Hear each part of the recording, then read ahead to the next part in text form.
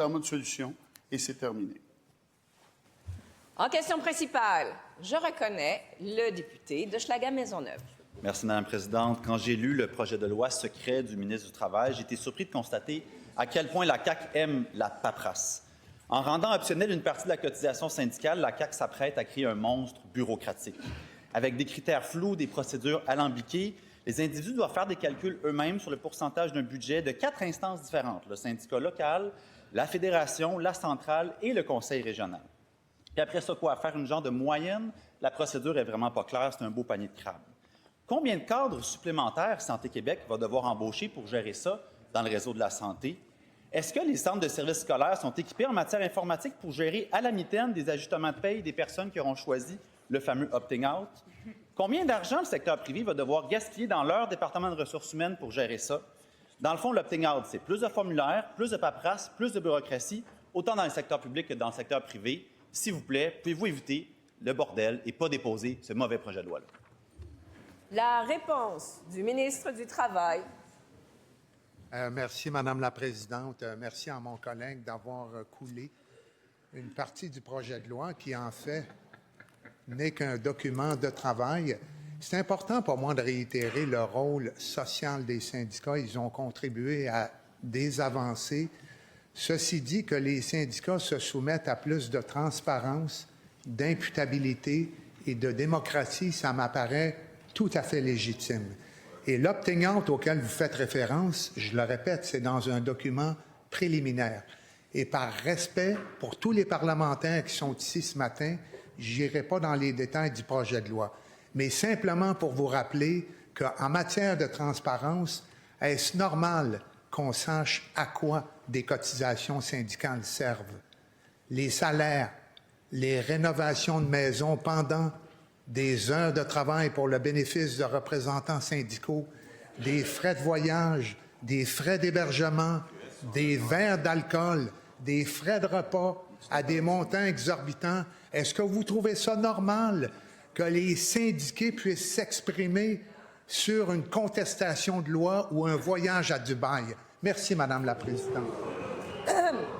Deux choses. D'un, vous gardez le silence, c'est le décorum. Et de deux, Monsieur le ministre, vous adressez à la présidence quand vous répondez. Et je vous rappelle à toutes et à tous que parler d'un projet de loi et de son contenu, il faut faire extrêmement attention. Il ne faudrait pas faire d'outrage au Parlement quand il n'est pas déposé. Première complémentaire. Après le bordel de sa clique, on ne me fera pas à croire que la CAQ est équipée pour jouer à l'apprenti sorcier informatique. La CAQ n'est même pas capable de verser des montants d'équité salariale dans des délais raisonnables. La CAQ avait toute la misère du monde à verser des primes pendant la COVID. La CAQ a pris un temps de fou à verser des rétros de la dernière négo du secteur public. Dans le document secret, les experts du ministère lèvent un énorme drapeau rouge en matière d'applicabilité. Est-ce que la CAQ pourrait écouter ses fonctionnaires plutôt que les mettre à la porte par centaines? La réponse du ministre du Travail.